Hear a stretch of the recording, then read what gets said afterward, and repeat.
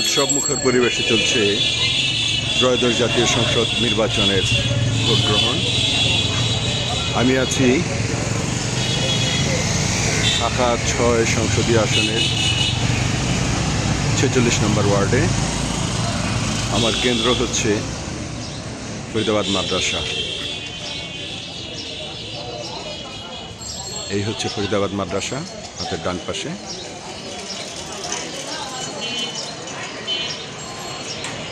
আমি ভোট দিয়েছি, আপনিও আপনার ভোটাধিকার প্রয়োগ করুন।